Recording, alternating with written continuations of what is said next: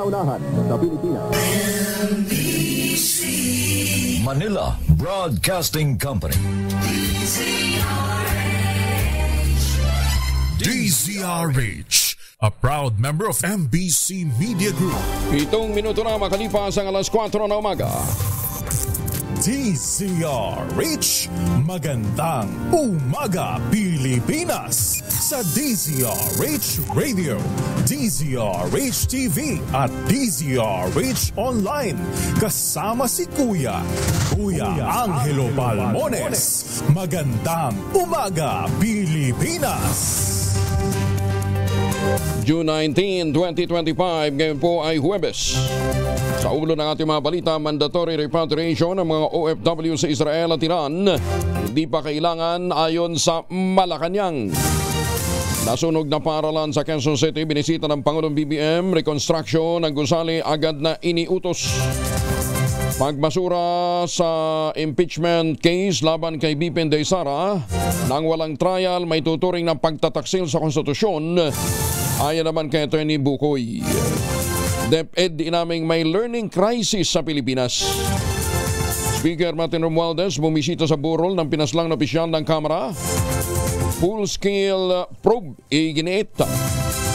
Basan zone sa Wata Wata Festival itinakda na ng San Juan LGU. Bagong balita, bagong impormasyon. Kasama si Kuya Angelo Balmones. Magandang umaga Pilipinas.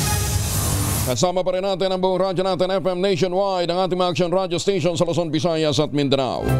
91.7 Ben FM radio sa Cebu at 94.3 FM sa Jensan. Sa detalye ng ating mga balita, hindi pa kailangan ng mandatory repatriation para sa mga Pilipinong nasa Israel at Iran. Ito ang ginit ng Pangulong Bongbong Marcos Jr. sa gitna ng tumitinding tensyon sa pagitan ng dalawang bansa. Sa kabila nito, tiniyak naman ng Pangulo na nakausap na ng pamahalaan ng mga Pinoy doon. Ilan sa kanila ay humingi nga ng saklolo para makauwi, habang ang ilan naman gustong manatili pa rin sa nasabing bansa. Ayon sa Pangulo, malaking balakid sa repatriation ang saradong paliparan, ngunit sinisiguro nitong makahanap ng ibang paraan ng gobyerno para maiuwi ang mga OFW.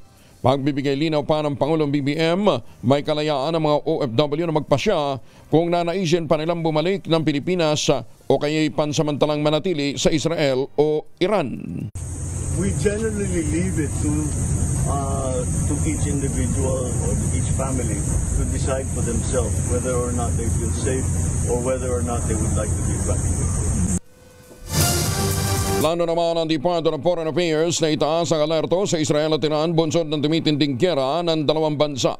Ayon kay DFA Undersecretary Eduardo De Vega, posibleng itaas na nila mula sa Alert Level 2 o Restriction Phase patungo sa Level 3 o Voluntary Repatriation Phase ang alerto sa Israel.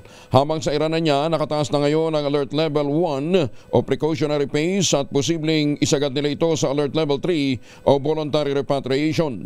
Nilinaw naman ni Undersecretary De Vega, hindi maaaring ipatupad ang mandatory repatriation sa Iran dahil mga Pilipino sila na merong pamilyang Iranian.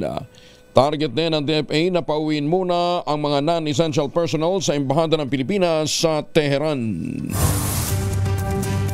Nasa 150 Pilipino sa Israel ang nagpahayag na ng pagnanais na ma-repatriate sa Pilipinas sa gitna ng umiinit na bakbakan doon ng Iran at Israel.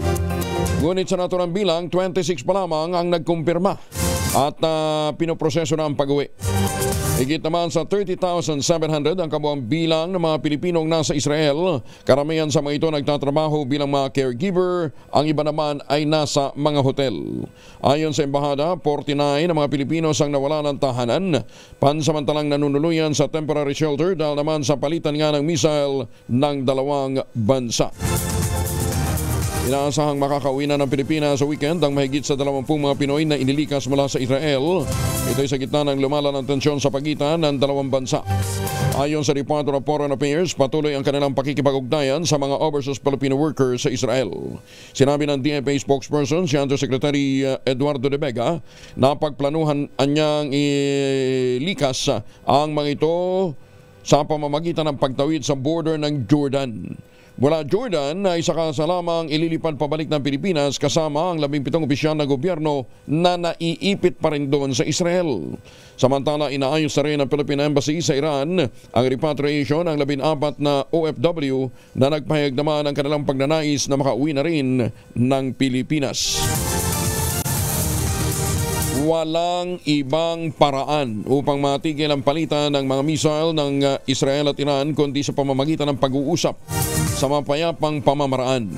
Paniniwala ito ni Senate Minority Leader Aquilino Coco Pimentel kasunod ng pakiusap sa gobyerno na wag nang kumampi sa kahit kanino.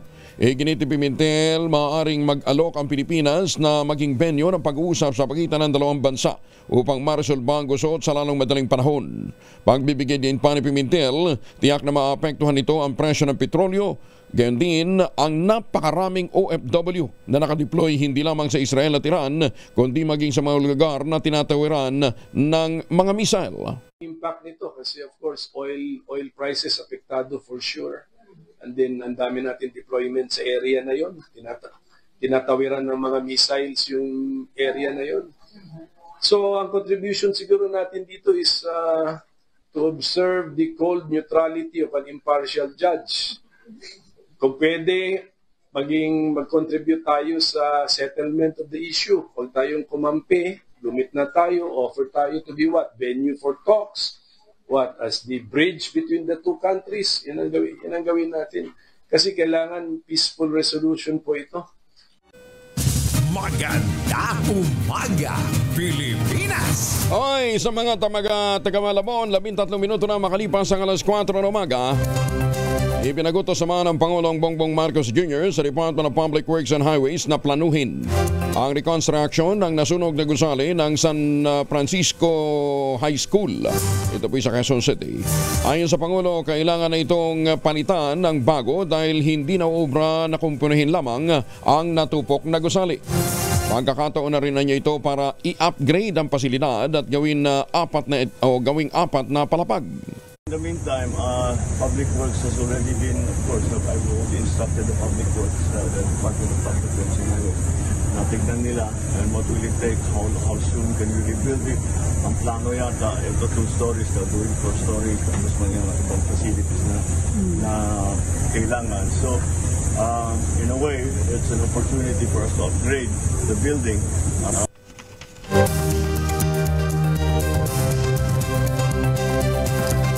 14 makalipas ang alas 4, hinimok naman ni House Speaker Martin Romualdez sa mga nagtapos sa Capiz State University na pamunuan ng transformation ng bansa na nagdedeklara na ang kinabukasan ng Pilipinas ay nakasalalay sa lakas ng mga komunidad sa labas ng kabisera. Sa kanyang talumpati sa harap ng mahigit 5,000 nagtapos sa 21st Commencement Exercises ng CAPSU o Capiz State University.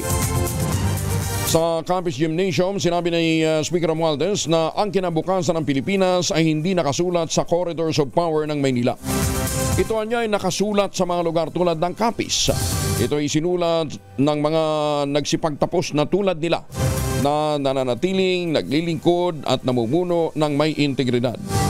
Isa sa kanyang most personal na graduation speech, tinawag ni Romualdez ang seremonya bilang simbolo ng pakikibaka at diwa ng mga Pilipinong kaakibat ang sakripisyo, tiyaga at hindi natitinag na paniniwala sa isang magandang bukas. Pinuri rin ni Speaker Romualdez ang determinasyon ng mga mag-aaral sa harap ng kahirapan tulad ng kanilang karanasan sa natural calamity, kahirapan sa ekonomiya at mga digital na hakbang sa panahon ng pandemya. Samantala, alam ba ninyo si Chris Aquino nagpapagaling po sa isang private resort? Kung saan yan, ikikwento sa atin ni Gorgie Rula. Gorgie, good morning! Tahimik na namamalagi ngayon sa isang private resort si Chris Aquino. Doon na siya nagpapatreat sa kanyang autoimmune disease pero sobrang payat na niya talaga. At ipinakita nga ito sa social media ng kanyang publicist na si Dindo Balares na dumalaw sa kanya. Sinabi niya kay Dindo na iyon na raw ang kalbaryong pinagdadaanan niya sa ngayon. Inaalaw na lang si Chris ang ibang mga nakakatuwang balita na kagaya ng ipinadala sa kanya online. Itong viral video ni Senator Bato de la Rosa na sinabi niyang, "I am am not a lawyer, nag-iisip lang. I am just guided by the Holy Spirit, na dinugtungan ng lumang clip ni Chris na sinabi naman niyang, I'll wait for the Holy Spirit to guide me. Idinamay ko pa ang Holy Spirit, at natawa pa doon si Chris sa lumang video clip na iyon. May nag-comment na nakakamiss na raw talaga si Chris at tinamaan doon ang dating aktres dahil hindi lang daw alam ng mga tao kung gaano ka rin daw niya kamiss ang kanyang old self. Ang daming nalungkot sa kalagayan ni Chris, pero patuloy ang mga panalangin inaalay sa kanya na sana ay malagpasan niya itong pinagdadaanan ng kanyang kalusugan. Sana nga talaga ay malagpasan ito ni Chris. Gorgie Rula po nag-uulat mula sa showbiz ng DZRH, una sa Pilipinas, una sa Pilipino. Maraming salamat, Gorgie. 17 makalipas ang alas 4 ng umaga, mga mamis. Pwede tayong mag-laundry day today, ha? Kunot no ka ba kapag makapit, madikit at malupit ang mantsa? All you need is Pride. Ba't mapahirapan ang self kung sa Pride? Easy at worry-free naman ang laundry. Sa triple stain away formula, tanggal ang matitinding mantsa based on test sa chocolate, mud and sebum ng cotton. Gawa po ito ng ACS. Tunog! At habang kayo po ay naglalaba gamit po ang Pride, aba, eto ho ang ating mahiwagang tunog. Dahil nga po, pagkatapos nyong maglaba, pwede ho ninyong gamitin ang isa sa mga items na hinahanap natin sa mahiwagang tunog. Nagkakahalaga ngayon ng 8,000. O, 8,000 yan, ha? Ang inyo pong mga sagot, ipapadala po ninyo sa 0919-282-6485. Sundin ang tamang format po ng pagdetext, ha? Empty space, name slash, address slash, contact number slash at ang inyong sagot. Isang beses lamang po maaaring mag-text sa ating text line gamit ang inyong mobile number. Ulitin ko po, ang inyong sagot ipapadala po ninyo sa 0919-282-6485. Sa mga sasagot online, kinakailangan meron po kayong share badge. 8,000 yan. Maganda umaga, Pilipinas! Nagtakda na ang San Juan City LGU ng Basaan Zone para sa nalalapit na selebrasyon ng Wata Wata Festival sa Hunyo 24. Yan po ay sa darating na Martes. Ayon kay Mayor Francis Zamora, alinsunod ito sa City Ordinance No. 14 na naglalayong maiwasan ang kaguluhan at iringan sa gitna ng kapistahan. Sa ilalim nito ay tinakda lamang ang Basaan Zone sa kahabaan ng Pinaglabanan Road sa pagitan po ng Domingo at P. Gibara mula alas 7 ng umaga hanggang alas 2 ng hapon.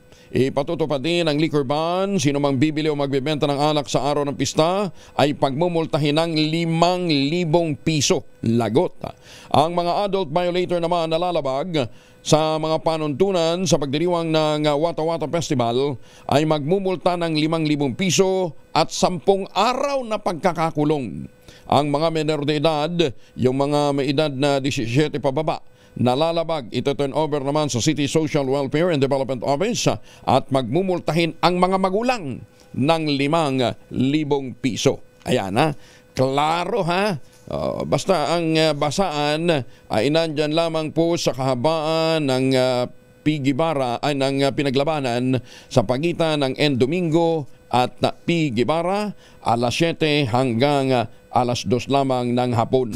Maganda umaga, Pilipinas! Ay, maganda umaga kay Ma'am Evan Lang dyan po sa Las Vegas, Nevada. Sa mga suki natin dyan sa New York, kumusta na ho kayo? At maganda umaga din po sa mga suki natin dito po sa Kidapawan City. Perennial problem ng malawakang pagbaha sa Maguindanao del Sur at karating na lugar, inilapit na ng personal ni Congressman-elect Toto Magdadato kay Public Works Secretary Bunoan.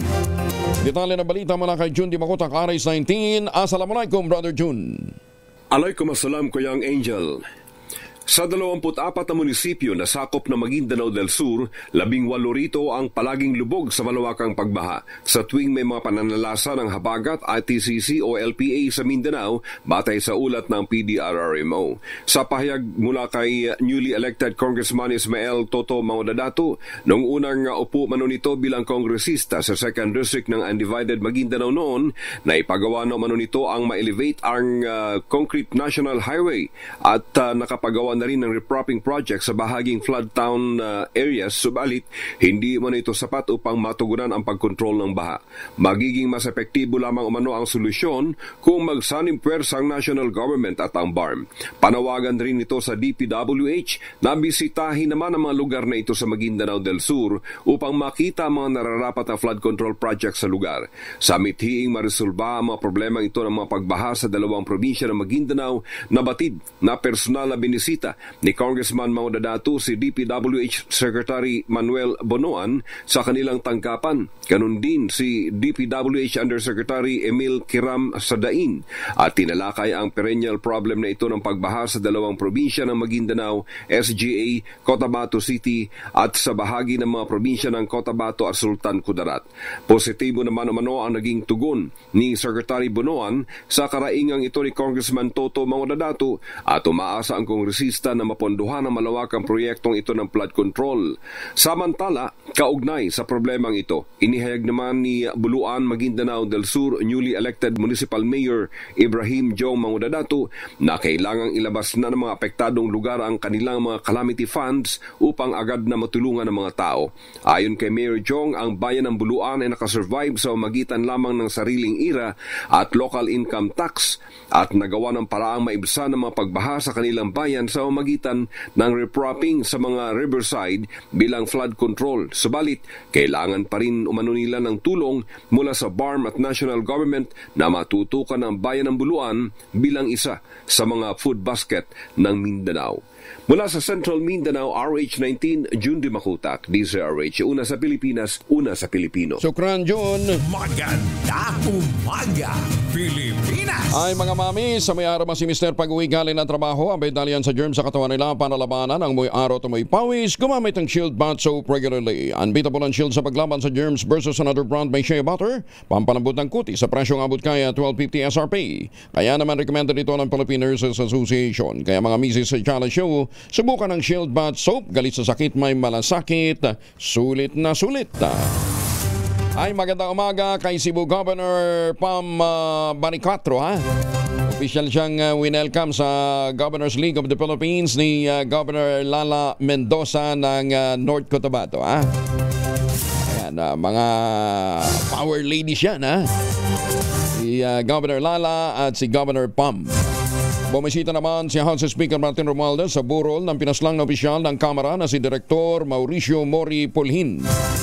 Technical Staff Chief ng House Committee on Ways and Means noong Martes unang gabi. Pinaslang si Pulhin sa mismong birthday party ng anak nito noong linggo kasabay ng pagdiriwang ng Father's Day. Personal na ipinabot ni Romualdez ang kanyang pakikiramay sa pamilya tiniyaka sa byuda ni Mori ang buong suporta ng Kamara para makamit ang hinahangad na hustisya. Inilarawan ng House Speaker si Mori bilang isang tahimik, masipag at profesional, isang taong nagsisilbi ng may kasipagan at katapatan. Nangako ito na hindi titigil hanggat hindi nakikilala at napapanagot ang mga salarin, gayon din ang utak nito.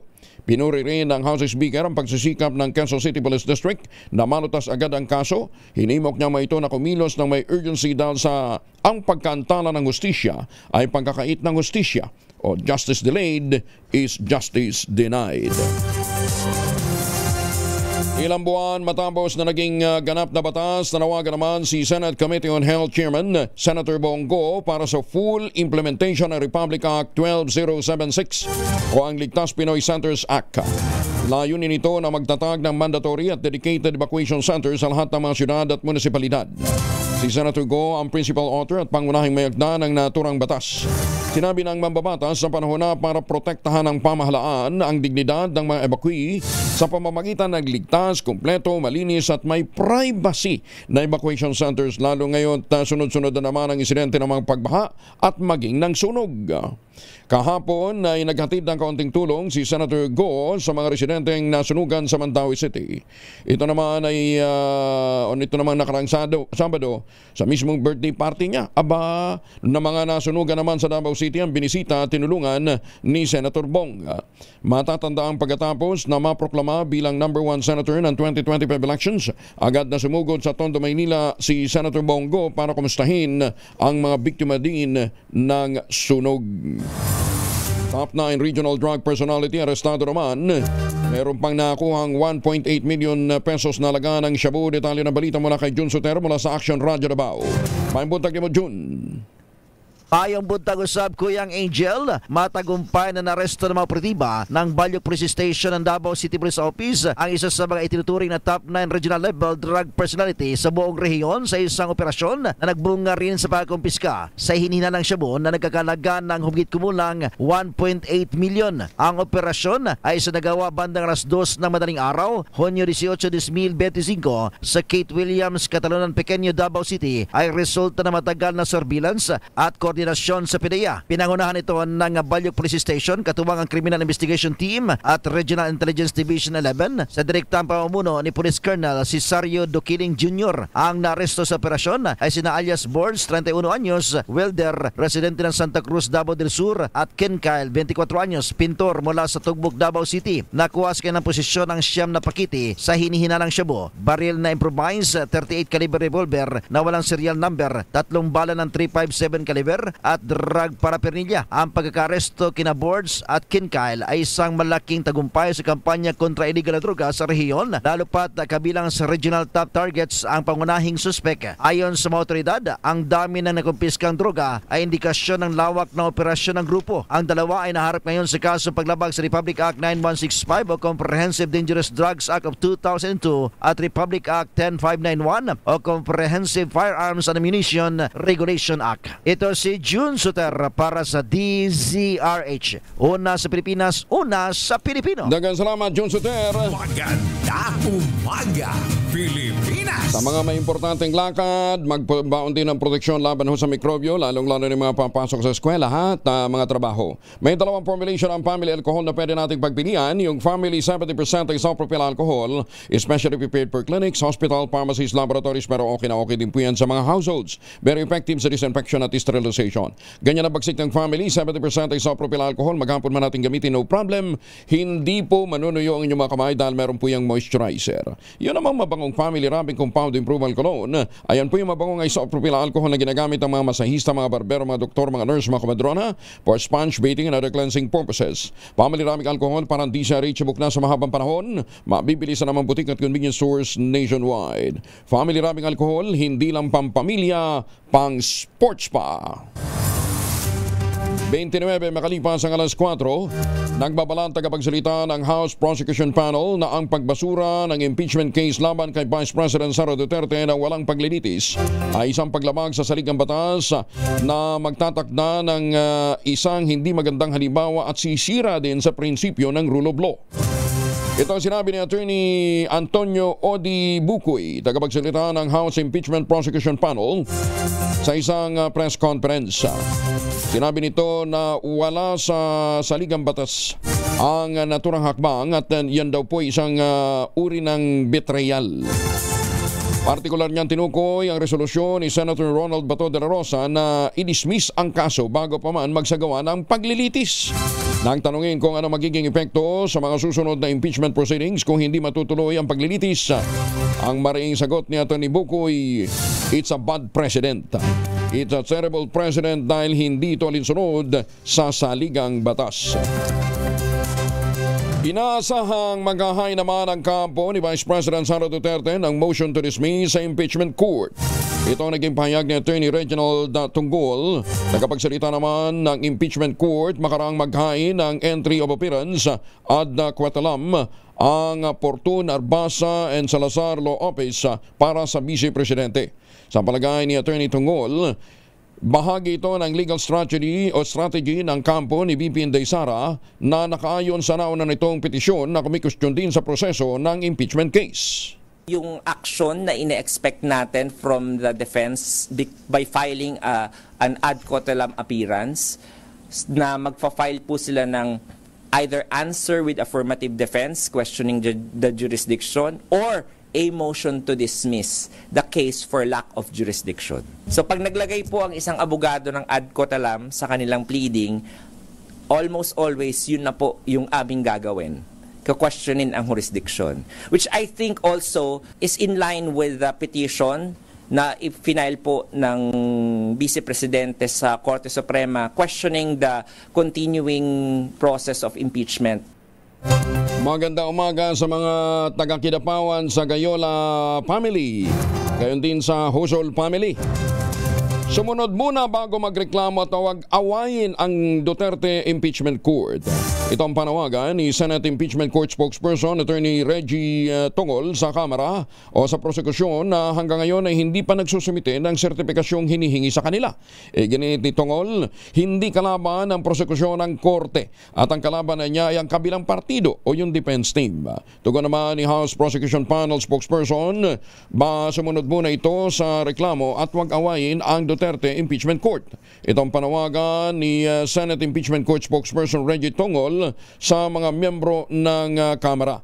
Giniit ni Tongol na yun nga, hindi kalaban ang impeachment court. Our senator lawyers are lawbreakers. Ito naman ang giniit ni Attorney Howard Calleja, isang law professor kaugnay ng paghawak ng Senado sa impeachment case ni Vice President Sara Duterte. Ayon kay Attorney Calleja, ang tanging papel lamang ng mga senador pag-aralan ng mga ebidensya at magpasya kung i-acquit ba o hindi ang akusado. Sariling mandato lamang niya ng mga ito ay maghain ng motion kaugnay ng kaso gaya ng pinahintulutan ni Senate President Chis Escudero. Binigyan din pa ni Attorney Calleja na ang pasya ng impeachment court na i-remanda ang impeachment case sa Kamara ay paglabag sa konstitusyon at malinaw na indikasyon na ayaw ng 18 pro-Sara senator judges na ituloy ang paglilitis. Iginit ni Calleja, tiyak na talo na ang taong bayan sa dami ng pro-Sara senators na niya'y tila nag-aabogado na sa Vice Presidente. Sumangayon naman si House Impeachment Panel spokesperson Attorney Antonio Odi Bukoy sa pananaw ni dating Chief Justice Renato Puno na maaaring magkaroon ng grave abuse of discretion ng Senado sa ilalim ni Senate President Chis Escudero sa uri ng paghawak nito sa impeachment case laban kay BP Inday Sara. Ang tinutukoy ni Bukoy ay ang desisyon ng Senado na ibalik sa Kamara de Representantes ang articles of impeachment laban kay Duterte, isang hakbang na pinuna ng ilang eksperto sa konstitusyon at mga legal scholars. Ang pahayag ni Attorney Bukoy ay lalo pang nagpapalalim sa lumalawak ng pananaw sa hanay ng mga eksperto sa batas konstitusyonal na ang mga kilos ng Senado sa ilalim ng pamumuno ni Escudero ay labag sa hangganan ng naayon sa konstitusyon. Maganda umaga, Pilipinas! Samantala, 8 most wanted, kabilang naman ang tinuturing na high-profile individual sa Northern Samar na aresto sa isang linggong operasyon ng PNP. Detalye na balita mula kay Jane Calit Bantayan, Aris 34. Jane, good morning. Na itinuturing na most wanted person sa lalawigan ng Northern Samar ang nahuli ng otoridad at isang baril ang nakumpiska sa isang linggo lamang na operasyon o major law enforcement operation ng PNP mula June 11 hanggang 17. Ang 8 inaristo sa bisa ng warrant of arrest, kabilang dito ang pagkakadakip sa top 3 most wanted person na provincial level wanted dahil sa kasong 3 counts of rape na nahuli naman ng Mubun Municipal Police Station sa Barangay Kabayhan, Bayan ng Katarman. Kabilang rin sa Timbog ang isang high profile na nahuli naman ng Lawang Municipal Police Station at isang municipal level na most wanted sa kasong 4 counts of rape ng Barangay San Antonio. 6 dito ay tinuturing na other wanted person dahil sa kasong ginagaharap na attempted murder, robbery, trespassing at violation of the Chinsu Act. Nadakip rin ng pulis ang traffic violators at 3 individuals na sangkot naman sa pananaksak at illegal possession of deadly weapons. Sa programa naman ng PNP na tinatawag na Uplan Katok, isinurin din naman ang isang loose firearms sa police station. Mula sa Aksyon Radyo Katarman, RH34 Shane Galit Bantayan ng DZRH, una sa Pilipinas, una sa Pilipino. Daghang salamat, Jane Galit Bantayan. 4:35, pinigting pa ng Department of Agriculture ang operasyon nito laban sa mga smuggled na sibuyas katuwang ang Philippine National Police. Ito ay matapos na matuklasan ang bentahan ng illegal na imported na gulay sa Paco Market. Ayon kay Agriculture Secretary Francisco Chu Laurel Jr., hindi naprobahan ng ahensya ang anumang importasyon ng pulang sibuyas ngayong taon dahil may sapat namang supply nito sa merkado o galing po sa ani ng ating mga magsasaka. Sa ilalim naman sa pagsusuri ang mga nakupiskang puslit na mga sibuyas upang malaman kung ligtas pa rin ito for human consumption. Personal na pinangunahan ni Senator Bongo na kilala sa kanyang Health Reforms Crusade ang inaugurasyon at ribbon cutting ng isang Super Health Center sa Initao, Misamis Oriental. Sa namuling pinagtitibay ang kanyang pangako na ilapit ang serbisyong medikal sa mga komunidad. Ayon kay Senator Go, ang ikinaganda ng Super Health Center ay hindi ito magdudulot ng pagsisikip sa mga ospital at pwede din dito ang primary care sa ilalim ng universal health care at medical consultation. Binigyan din pa ni Senator Go na ang center na ito ay naglalayong i-decongest ang malalaking mga ospital sa pamamagitan ng pagpapalakas sa kapasidad ng mga local health unit. Sinabi pa ni Senator Go dito sa Super Health Center, maaaring magpatingin, magpakonsulta, magpalaboratorio at ang higit sa lahat na kagandahan nito, lahat ng mga activities na yan ay libre. Maganda umaga, Pilipinas! Newly identified street-level individual naman sa Rosales, Pangasinan, arestado sa isang drug violence operation. Detalye na balita mula kay Freddy Fajardo, Aris 38. Masantos siya kamasan, itsukamin sa ating makababayan dyan sa Pangasinan, Freddy. Masantos siya kabuwasan Kuyang Angel. Timbog sa ikinasang anti-buy-bust operation ng PNP ang isang newly identified street-level individual na binata. Nasa ustong gulang at residente ng barangay poblasyon ng nasabing bayan matapos itong magbenta ng illegal na droga sa polis na nagkunyaring buyer. Sa ulat ni Rosales OIC Chief of Police Major Noel Cabakungan, nagsagawa ng operasyon ng kanyang mga tauhan sa Drug Enforcement Unit sa barangay San Bartolome alas 11:20 ng umaga at gamit ang mark money sa mga pulis ang nagpanggap na buyer at binenta ng suspect ng 3 plastic sachet na naglalaman na hinihinalang shabu na tumitimbang ng 1.03 grams at may street drug price na 7,400 pesos at agad itong inaresto. Nasamsam sa suspect ang ginamit na mark money. Kasong paglabag sa Section 5 and 11 ng Article 2 ng Republic Act 9165 o the Comprehensive Dangerous Drug Act of 2002 ang kinakarap ngayong kaso ng suspect na kasalukuyang nasa likod ng Rias na bakal ng Rosales Police Station. Ito si Freddy Fajardo, Aris 30, tag-uulat para sa DCRH, una sa Pilipinas. Maraming salamat, Freddy Fajardo. Samantala, ay sa mga suki natin na pabalik ho ng Pilipinas, huwag na ho magpasalubong ng imported na tsokolate. Meron ho tayong tangerine chocolate. Yan po ay brand ng mga magnaniyog, produkto ho ng mga magnaniyog at magsasaka dyan po sa lalawigan ng Quezon. Sa tulong po ni Dr. Helen Tanyo po, mga planting material na kakaong galing Davao, hinakot nga po yan para maitanim sa ilalim po ng mga nyugan. Kaya ngayon na nagpo-produce na husi dyan sa Quezon ng dekalidad na cacao beans, pinaprocess para maging tangerine chocolate. Available yan sa 0919-0955-935. May mahigit 10 variants yan ng mga raw material ay galing din po sa ani ng mga magsasaka. I-check po ninyo sa tangerinechocolate.ph. Ang sabi nga po ni Dr. Helen Tan, sino bang magmamalasakit sa Pilipino kundi ang kapwa Pilipino? Ayan, sa bawat tangkilik natin ng tangerine chocolate, pinalalakas natin ang loob ng ating mga magsasaka, pinalalakas natin ang ating lokal na ekonomiya. Tangerine chocolate 100% gawang lokal but taste and looks global dahil tinulungan din po ito ng mga ahensya ng pamahalaan katulad ng DTI at ng DOST. Maganda umaga, Pilipinas! Malabo nang mahanap ang 34 na sabungero na 4 na taon nang nawawala.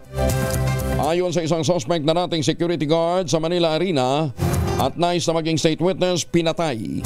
Inilibing sa Taal Lake sa Batangas ang naturang mga sabungero. Kwento nito, pinatay sa sakal ang mga sabungero gamit ang wire, saka sila itinapon sa Taal Lake. Handaan niya siyang pangalanan ng taong nag-utos ng pagpatay sa naturang mga sabungero sa tamang panahon. Sabi nito, iisang atraso ng mga nawawalang sabungero at ito ay ang kanilang pandaraya sa sabong. 42 pares naman na magsing irog ikinasal sa kasalang bayan sa Dinalupihan, Bataan. Detalye ng balita mula kay Danny Kumilang, RH37. Danny, good morning. Matagumpay na naidaos kahapon ang kasalang bayan na isinagawa sa bulwagan ng Dinalupihan, Bataan. 42 pares ng magsig-irog ang nabiyaan ng libreng kasal na handog ito ng local government unit sa pangunguna ni Dinalupihan Mayor Tong Santos. Ang naturang kasalang bayan ay suportado ito nila 3rd District Congresswoman Gila Garcia, Vice Mayor Peran Manalili at mga miyembro ng Sangguniang Bayan, pati na rin ang mga department at supervisor head ng LGU na nagsilbing mga ninong at ninang ng mga ikinasal. Malaki rin ang naging papel ng Local Civil Registry Office sa pamumuno ni Nida Tala at ng mga Municipal Social Welfare and Development Office sa pangunguna ni Cristina Banal upang may sakatuparan ng maayos at matagumpay ang programang Kasalang Bayan kahapon. Sa bawat panata, halik at yakap ng mga ikinasal at kanilang nilagdang kasunduan na magsasama hanggang kamatayan, ito'y magsisilbing matibay na pundasyon para sa mas matatag nilang pagsasama habang buhay. Dani Kumilang, RH37, DCRH, una sa Pilipinas, una sa Pilipino. Maraming salamat, Dani. May paawa kay kayungan sa ating mga kababayan dyan po naman sa Pampanga. 42 na makalipas ang alas 4 ng umaga, mas madali nang mabe-verify ang legitimacy ng isang online gaming provider sa harap ng mga peking sites. Ako, dumadami po ito, ha. Ito ay sa pamamagitan ng bagong lunsad na Philippine Amusement and Gaming Corporation Guarantee website na naglalayong puksain ang illegal e-games at paigtingin ang proteksyon ng mga manlalaro. Ayon kay PAGCOR Chair at CEO Altenco, ang PAGCOR Guarantee website ay makatutulong para mas madaling matukoy at maberipika ng mga player kung lisensyado ba o hindi ang isang e-gaming site bago sila maglaro. Paalala ng PAGCOR sa publiko, mag-iingat. I-verify muna ang legitimacy ng gaming platforms bago sumubok sa anumang online gaming activity nang sa gayon hindi kayo mabiktima ng mga walang hiyang mandarambong. Maganda umaga, Pilipinas! Dami talagang mga manluloko ngayon, nakakabuisit, hindi pa sila huli ni Lord. Lalong-lalo na yung mga hacker. Ay, naku, alam ho ninyo, ang tindi ng perwisyong dinudulot niyan, ha? Wala kang kamalay, wala kang kalaban-laban pag nahack na yung, yung online banking system mo.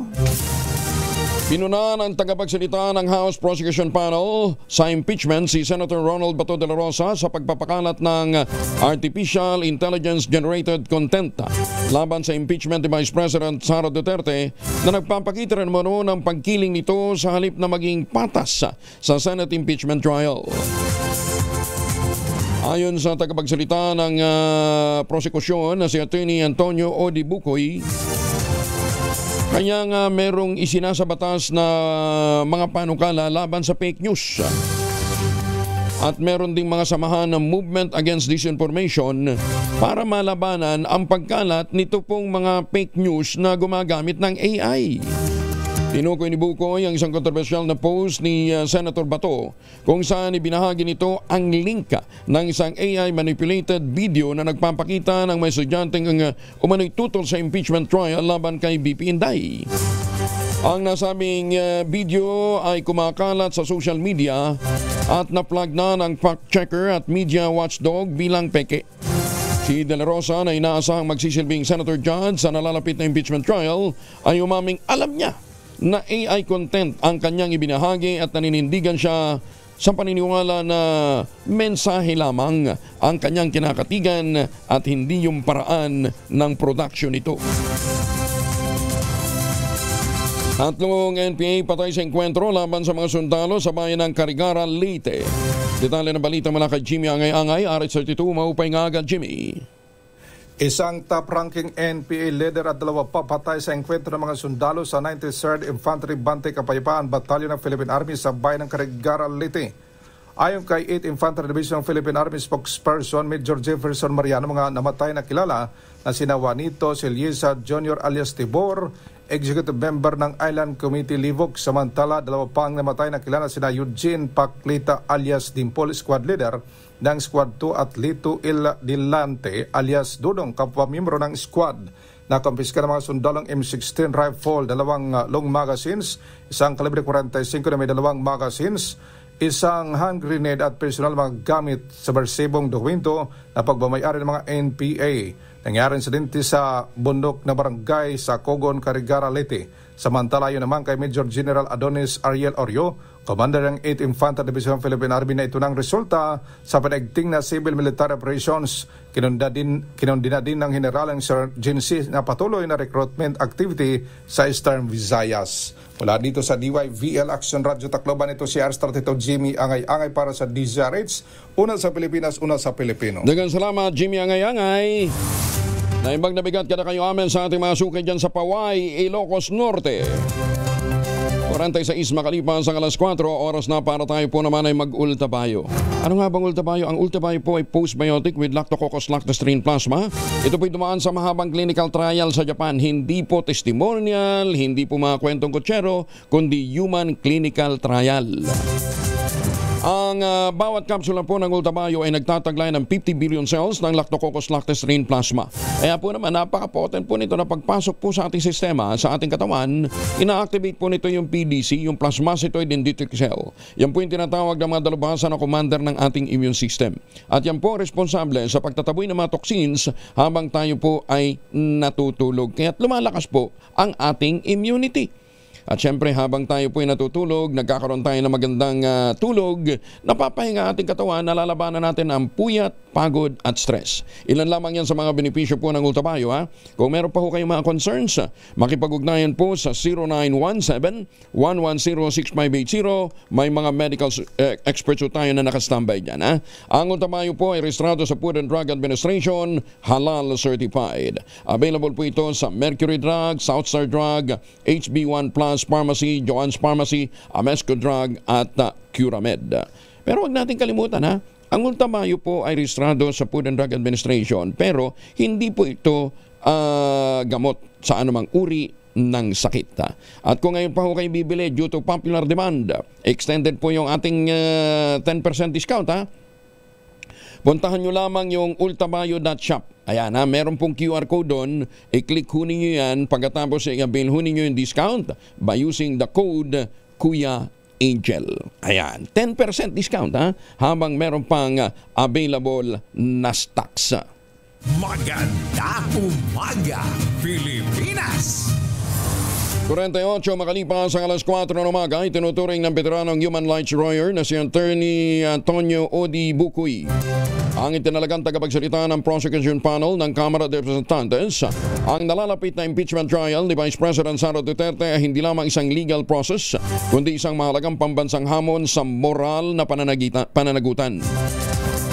Sa pagharap nito sa media, binigyan diin ni Bukoy ang bigat at kahalagahan ng kasong inihain sa Senado. Anya, tayo po ay naharap sa isang usaping pananagutan. Pero ito ay hindi pangkaraniwang na usapin ng pananagutan dahil ito ay moral na usaping pananagutan. Ayon kay Atty. Bukoy, ngayon lamang sa kasaysayan ng Pilipinas may na-impeach na vice-presidente dahil sa pagkontra sa pagsasakatuparan sa mga proyekto ng pamahalaan. Gayon din ang kanyang banta sa Pangulo, Unang Ginang at Speaker ng Kamara. Samantala, sa kaugnay na balita, mga senador dapat nang manahimik sa isyu ng impeachment alinsunod sa payo ni dating Senador Juan Ponce Enrile. Detalye ng balita mula kay Raymond Edpa sa RH28. Raymond, good morning.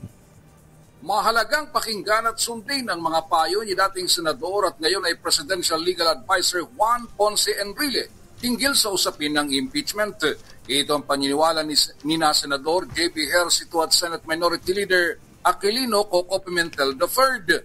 Payo ni Enrile, dapat manahimik ang mga senator judges at makinig sa impeachment proceedings at sa mga ebidensya na ipipresenta kapag magsimula ng impeachment trial kay Vice President Sara Duterte. Ayon kay Senador Hercito, matapos silang manumpa bilang senator judge, dapat talaga iwasan na nilang pagsasalita at pagkukomento sa impeachment case laban sa Vice Presidente. Para naman kay Pimentel, dapat lang pakinggan ng senator judges ang mga payo ni Enrile dahil veterano ito sa pagdalo at paghawak ng impeachment trial. Pareho umano sila ng paniniwala na dapat ay walang ibang ginawa ang Senado kundi agad sinimulan ang trial sa oras na matanggap ang articles of impeachment. Si Enrile ang Senate President at nagsilbing presiding officer sa kaso ni dating Chief Justice Renato Corona Jr. Ito si RH28 Raymond Adpas para sa DZRH, una sa Pilipinas, una sa Pilipino. Bagong balita, bagong impormasyon. Kasama si Kuyang Angelo Palmones. Magandang umaga, Pilipinas! 51 na makalipas ang alas 4 ng umaga. Ay, magandang umaga sa mga suki natin sa iba't ibang mga ahensya ng gobyerno, lalo na yung mga nag-aantabay. Kung kasama ba sila sa mga mapupuna ngayong araw na ito. Sa mga tamad, sa mga natutulog, sa mga press conference at sa budget hearing na undersecretary. Ay, kilabutan sana kayo at sana madamay ho kayo dito sa mga ginagawang balasahan ngayon. Pero mukhang hindi. Mukhang bagyo daw ho yata itong isang undersecretary ho ng DOST. Na si Boy Tulog, si Yusek Tulog. Bagyo. Oo. Mukhang hindi daw po ito madadamay doon ho sa ginawang balasahan dyan po sa Malacanang. Speaking of Malacanang, sino daw itong bagong Dragon Lady sa Malacanang? Sino itong bagong Dragon Lady ng Malacanang na gusto yatang magtayo ng sariling power block dyan po sa palasyo? Yung bansag na Dragon Lady, ginamit po yan kay Lenny De Jesus. Lenny De Jesus, yung PMS noon ni dating Pangulong Fidel B. Ramos, si Tabaco. Gamit ang kanyang angking ganda, talino at abilidad. Legs pa lang daw ni Ma'am Lenny, Teklop na yung mga alipores noon ni Tabaco, Charming kasi itong si Ma'am Lenny De Jesus. Kaya lahat na may respeto at saka takot sa kanya, Yan ang Dragon Lady noong panahon ni President FBR.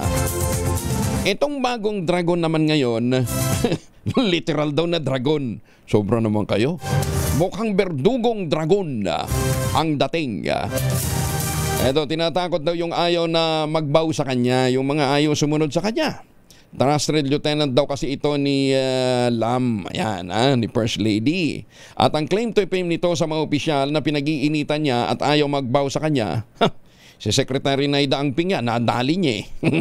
Si Congressman Dong Mendoza, na kahit magandang performance, isang bulong lang niya, tsugi agad. Ganon Ganon katindi ang impluensya nito, Eto pa, si Attorney Cheloy Garapil, ginawa niyang kaluluoy. Kaya yung mga gusto daw pong manatili sa power, manatili sa pwesto, dapat alam na dis. Dapat daw ninang nyo si Dragon Lady 2. Loko din yung isang nakausap natin kahapon na dating opisyal. Sabi niya, hirap yata kasi kay presidente, ayaw ng pogi dyan. Ayan. Dahil may mga nabanggit na, tsaka yung mga taga-PCO pala, na mga pinag-goodbye. Kasi daw, hindi kayo marunong magbaw kay Dragon Lady. Ngayon, pinagmamalakan niya. Next in line daw, si SAP Anton Lagdameo, na tinira na rin ng kanyang ex-boss na congressman. Dapat nga bang pumirma sa isang tubi na lamang itong si SAP? After SAP, piling daw ni Dragon Lady, machuchugin na rin daw si ES, si Little President. Dahil daw sa issue ng corruption, ibinulong na niya personally kay Code 1 upon the instruction of her most boss. Talaga, bigatin pala ito. Oo. Magandang mga Katonying, kilala mo ba itong bigating ito, Ganon nga ba ang power ni Attorney E?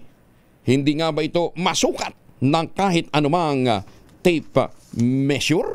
Maganda umaga, Pilipinas! Si Michelle D. fully recovered na makaraang makagat ng alagang aso niya. Uy, sa mukha? Detalye na balita mula kay Morley Alinio. Morley, good morning. Gising na ang showbiz, rampa na Pilipinas. Matagal na rin na nakagat itong si Michelle ng kanyang aso sa mukha. Pero si Michelle D, sabi nga nito sa atin, ay dati-rati kapag nakakakita siya ng mga pusa, asong cute, ay agad niyang nilalapitan, hinaharot-harot. Pero dahil sa nangyaring pangangagat sa kanyang muka ng kanyang alagang aso, ay eto, alup na raw siya. Hindi na raw siya basta-basta lumalapit sa mga aso, ay baka raw makagat uli siya. Ayon kay Michelle, sabi niya to kapag kinagat ka raw ng aso, pusa, ay dapat agad magpakonsulta sa mga doktor dahil mahirap na. May rabies ang pusa, aso at iba pang hayop. Sa kabuuan, muling kuminis, muling gumanda si Michelle D.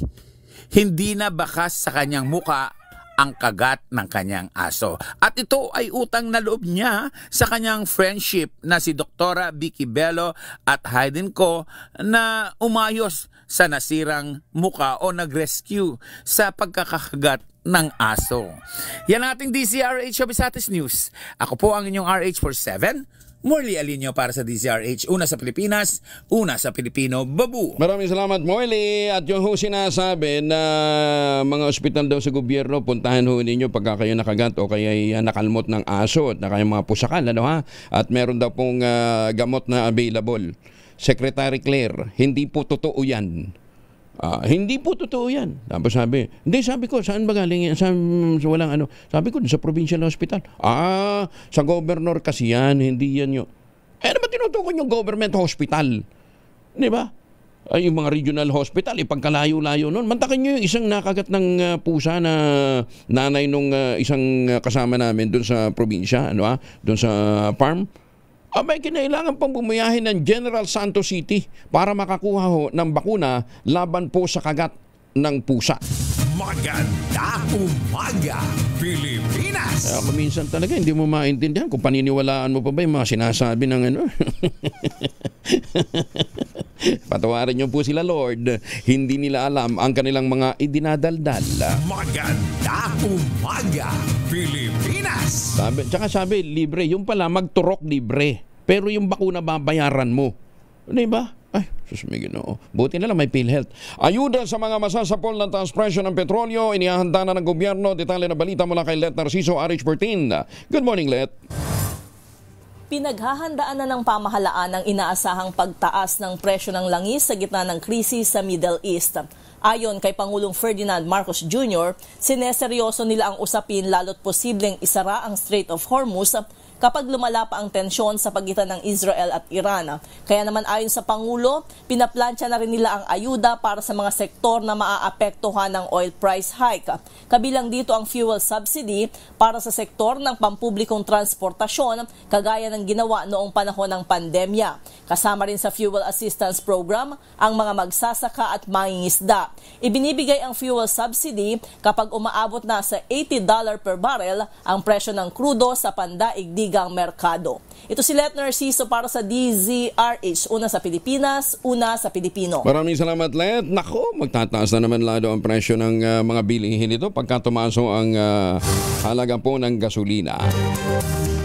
Kaya maswerte yung mga nakabili ng unit dito po sa mga proyekto ng Westchester Realty kasi nasa loob po mismo ng township yung pong mga eskwelahan kaya hindi nila kinakailangan pang bumiyahin ng malayo kapag papasok sa eskwela o kaya ho papasok ho sa trabaho o kaya mamamalengke.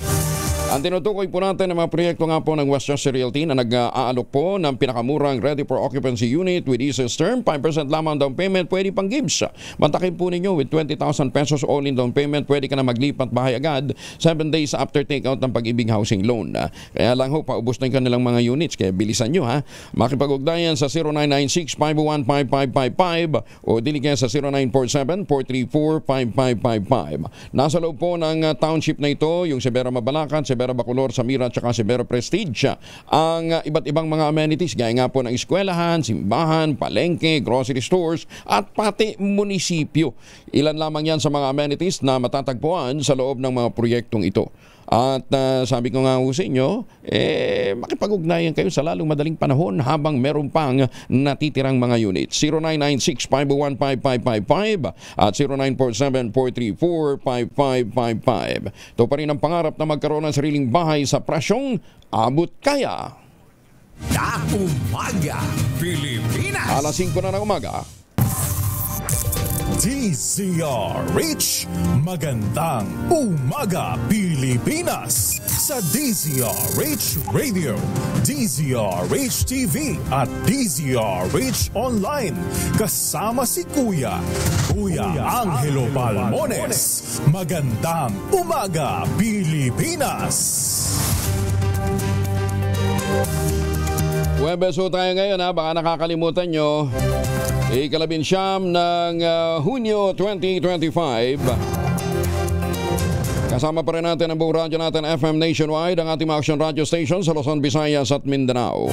91.7 BNFM Radio sa Cebu at 94.3 FM sa Jensan. Balikan natin ang mga detalye ng ating mga balita. Mang-inggit muna tayo. Sumasa ilalim na sa unang sea trial ang kauna-unahang domestically made submarine ng Taiwan. Dati, niloloko natin ang pagkagawan tayo. Mahinang klase yan, made in Taiwan. Bahagi ang nasabing submarine ang paghahanda ng nasabing bansa sa posibilidad ng pag-atake sa kanila ng China.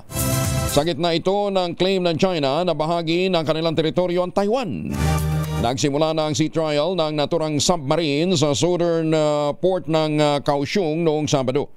Dito sinusubukan ng shipbuilder na CSBC Corporation ang floating navigation ng submarine. Susundan naman ito ng pag-aayos sa pag-adjust sa sistema at submerged navigation test base sa naging resulta ng unang sea trial. Bahagi ang vessel ng submarine program ng Taiwan na inilunsad noong 2016 na naglalayong maghatid ng 8 bagong submarine ng Taiwan. Galing, ano? Kaya dapat talaga pondohan ho natin ng research and development. Dito ho sa atin, ang layo pa ho sa magandang numero ang pondo para sa research and development ng bansa. Kasama na natin mula sa Pag-asa si Chanel Dominguez. Ma'am Chanel, good morning. Magandang umaga din po sa inyo at magandang umaga din sa mga taga-subaybay natin para sa ating weather update. Sa ngayon, yung Intertropical Convergence Zone na nakakaapekto sa may Southern Mindanao ay inaasahan natin magdadala ng maulap na papawiri na may mga kalat-kalat na pag-ulan dito sa Davao Region, Socsargen, Surigao del Sur, Zamboanga del Sur, Zamboanga, Sibugay, Basilan, Sulu at Tawi-Tawi. Inaasahan naman din natin yung mga mataas na tsansa ng mga pag-ulan dulot naman ng easterlies or yung mainit at malinsangan na hangin na nanggagaling sa dagat Pasipiko dito sa may Aurora at Quezon. For Metro Manila and the rest of our country, asahan natin magiging maliwalas naman ang ating panahon, pero asahan din natin yung init at alinsangan lalo na sa tanghali hanggang hapon na may mataas na tsansa ng mga localized thunderstorm lalo na sa hapon at sa gabi. Yung binabantayan nating low pressure area dito sa loob ng ating Philippine Area of Responsibility, huling namataan sa line 360 kilometers west ng Bacnotan, La Union. Sa ngayon, wala naman itong direktang epekto sa anumang parte ng ating bansa at hindi rin natin nakikita yung posibilidad na maging isang ganap na bagyo. Yan po muna latest dito sa Pag-asa Weather Forecasting Center. Chanel Dominguez po, magandang umaga. Ma'am Chanel, yung napaka-pulang cloud cluster na yan, ano yan? Yan yung LPA? Yung sa Mindanao po ba? Yeah, hindi po, Intertropical Convergence. Intertropical Convergence Zone yan. Kapal, ha? Oh, yes po, opo. So malakas yung ulan na inaasahan natin dito? Oh, yes po, opo. Wow. Oh. Ma'am Chanel, kayo po isang engineer, di ba? Ay, hindi po. Ano kayo? Meteorologist? Opo, yes po. Pero BS Meteorology o Masters in Meteorology? Ay, hindi po. Ano po ako, graduate po ako ng astronomy. Astronomy? Opo, tapos kumuha po ako ng meteorologist training course po na ino-offer ng Pag-asa. Pero yung bang yung graduate ng BS Met, may na-produce na ba yung iba pang mga university? Yes po, meron naman po. Meron na. Rin po mga empleyado ng Pag-asa na BS Met naman. Okay. Pero tayo nasa forecasting lang.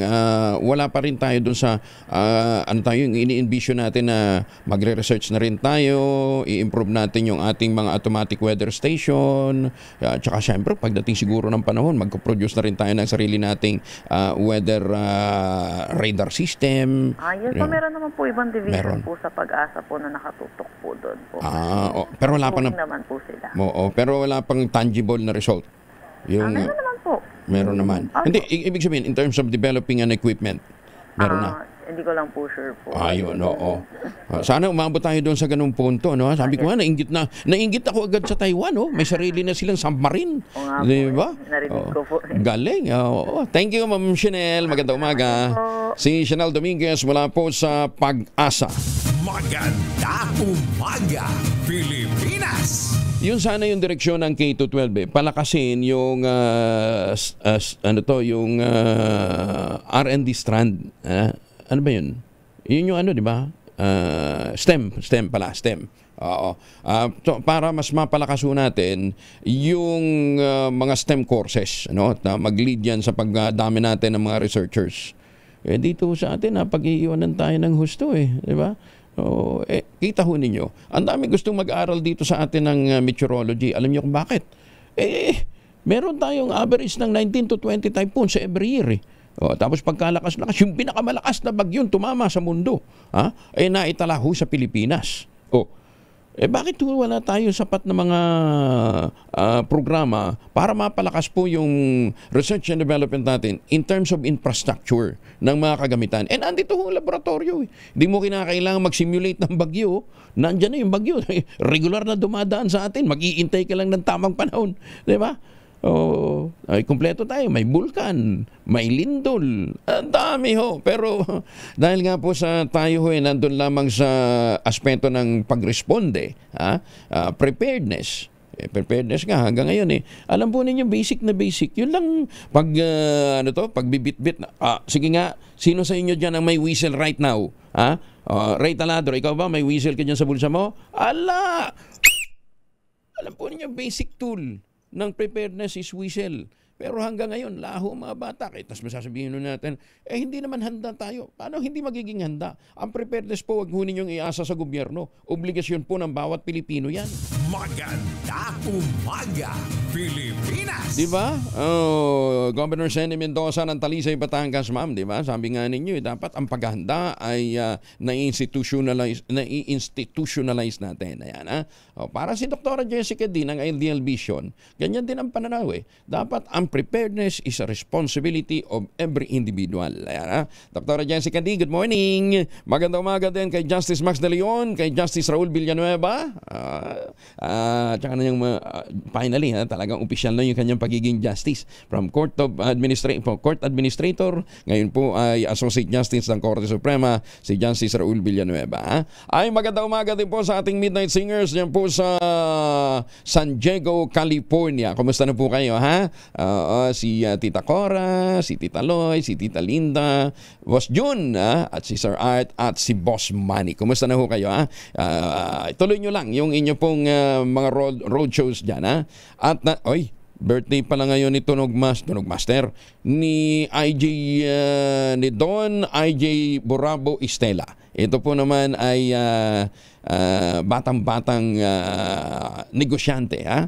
Boss IJ, Don IJ, kumusta ba yung mga Dorian natin dyan, ha?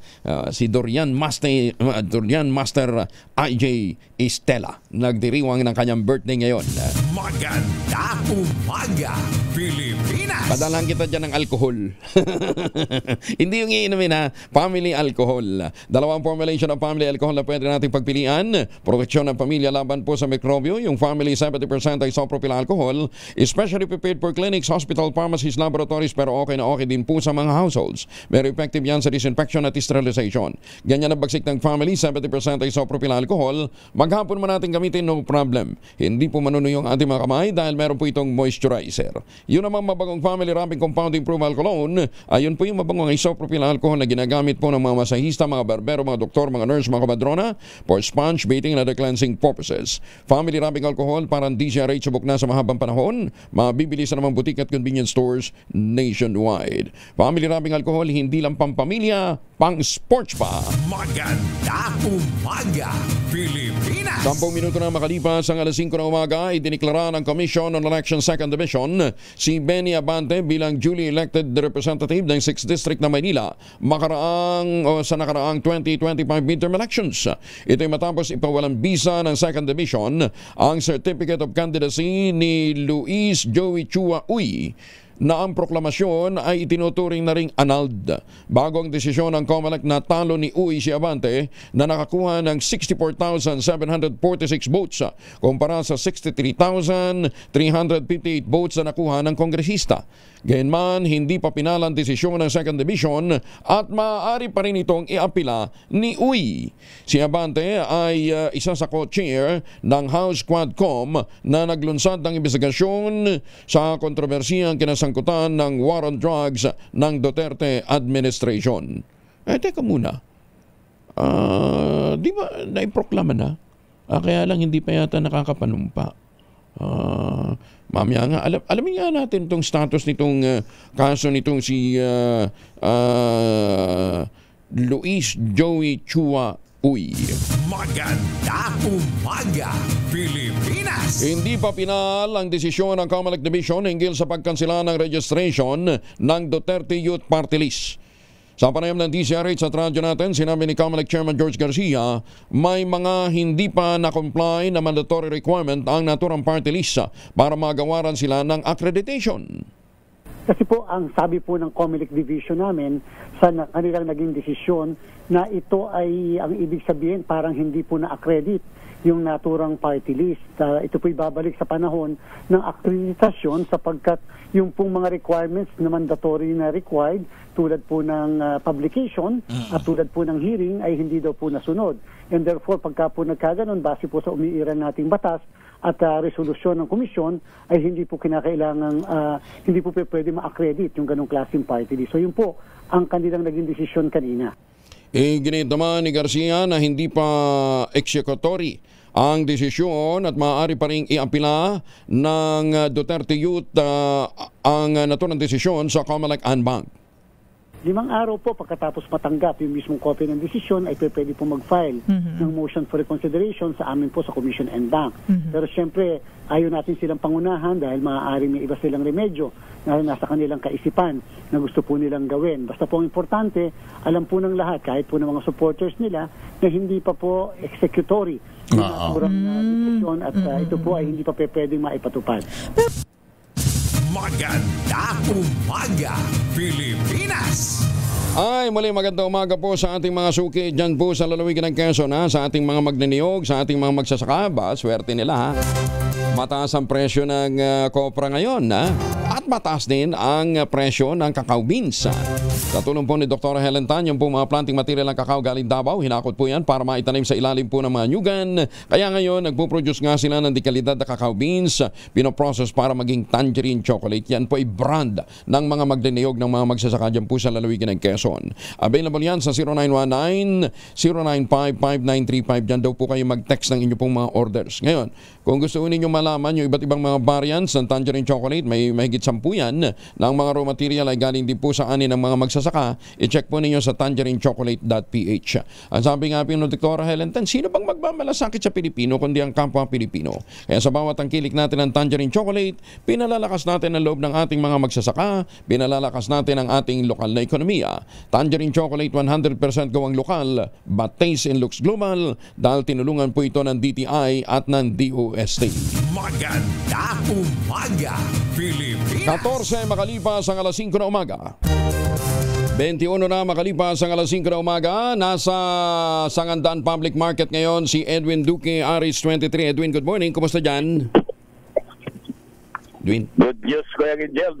Good news doon sa mga mamimili ngayon. Alam mo bang yung kamatis na wabot ng 60 pesos kamakailan?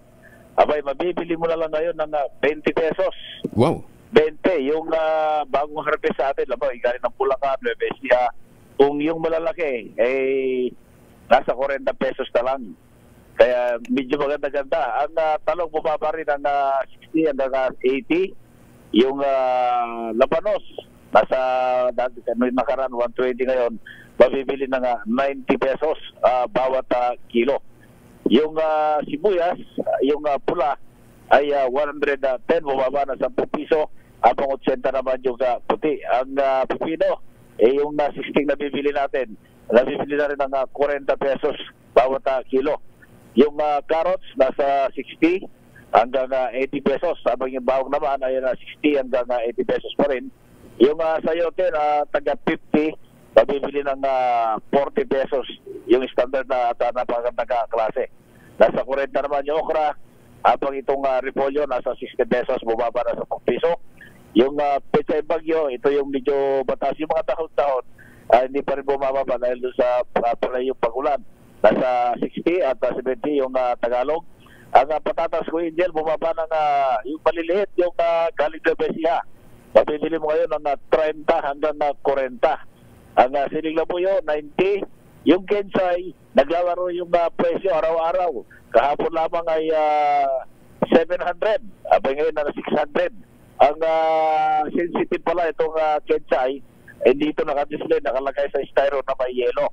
Ang broccoli naman ay 200 pesos yung bawat kilo. Hindi naman nagbago pa yung presyo ng manok.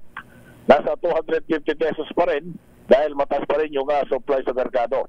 Ang karne ng baboy, 390, kasi 390. Ang pork chop, 400. Ang giniling, 400. Habang itong pata, 380. At meron 360 yung liempo. Mataas pa rin ko yun, nasa 450 pesos yung bawat kilo. Kung gusto mo naman ng kambing, yung kambing ay nasa 500 at 460 yung ulo at paa. Sa presyo ng bigas, ang presyo dito, hinahanap kasi may naghahanap ng 20. Sabi ko, punta ka sa kadiwa ng Pangulo dahil wala pa rito. Pero mabibili ang bigas dito mula 40 hanggang 80 pesos bawat kilo. Sa presyo ng mga prutas, yung melon, 80 yung isang piraso. Yung mangga naman, merong 80 yung bawat kilo. No, 80 per kilo? 80 per kilo ang mangga dyan? Ba? Ang mangga, 80. Yung hinog na medyo maliliit. Yung may hilaw dito, kinalabaw, 40 ang kilo.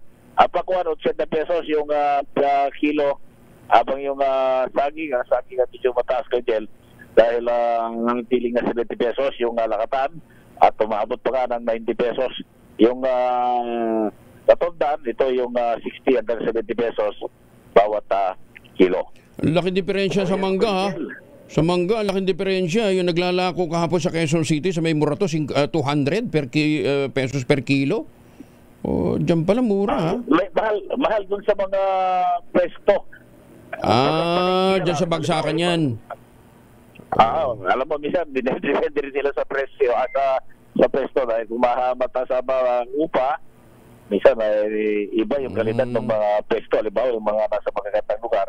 Pero kapag palengke-palengke, bagsakan ng presyo kasi pag nagtaas ka Kuya Angel, napakarami nagtitinda, baka hinog na yan, doon pa rin sila sa ibang bibili. Kaya ang labanan sa palengke, pag umabot ng maghapon at hindi pa rin, bukas, pag-iba na yung hinog niyan, bagsakan ng presyo. Kaya sabi nila, naglalaro presyo kahapon, ganitong presyo, ngayon tumaas, ngayon bumaba. Dahil yan sa sitwasyon na misa kapag wala ganun bumibili, ang ginagawa ng mga magpuprutas, bagsak presyo. Pag nabili na yan, bukas, nakabili ng bago, mataas na naman yung presyo nila, Kuya Angel. Pero sibuyas, kanina sabi mo yung sibuyas na available dyan, yung local. Bakit? May nagbebenta din ng imported? Meron na imported, yung malalaki, nakakapal na balat. Walang binigyan ng walang binigyan ng importation permit, ha? So ibig sabihin, ano yan? Lumang stock ba yan o bago? May mga luma, no? Pag binili mo, malalaki. Pagdating mo sa balat, pag hiniwa mo, merong mga parte ng portion ng balat na medyo lanta na. Okay. Ibig sabihin, stock yun, stock. Lumang stock. Inahalo nila yan minsan. Ihalo sa mga pagbili. Pero yung local, maninipis ang balat, pero sulit. Pag hiniwa mo, talagang matigas. Pero kaya mas maganda na rin yung local, talagang iba yung klase ng Saka mas masarap yun. Masarap yun, masarap. Mas masarap yung local. Sige. Kung pumili ka ng malaki pero malambot, mag-isip ka na, baka stock yan. Dahil sa lubian, may mga hindi pare-pares na yung tigas sibuyas. Parang sa Pinoy lang yan, ha? Hindi baling small, basta durable. Yan, ha?